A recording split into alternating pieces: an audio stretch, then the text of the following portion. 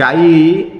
आम जमी पूजा कर से रकम बहुत लोग पूजा कर देखुवे आप सर्च करके देखिपारे गूगल पोंगल फेस्टिवल मैंने गाई की बहुत भल भाव पूजा करती गाई की बहुत भी भल पाती ये बहुत लोग अच्छा 100% रु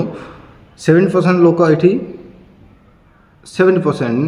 हिंदू कथा कहूँ मोस्टली हिंदू मान कथा कहूँ आप छाड़ू से ख्रीस्टियान आ मुस्लिम कथा से छाड़ दिंतु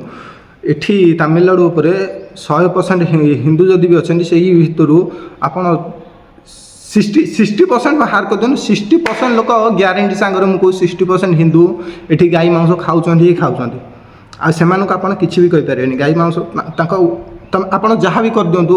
से जिनस ए जगार बंद हो पार ना कहीं जो पर्यटन ये जगह पर गवर्नमेंट किसी भी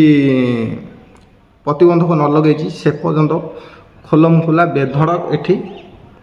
गाई कटा हो।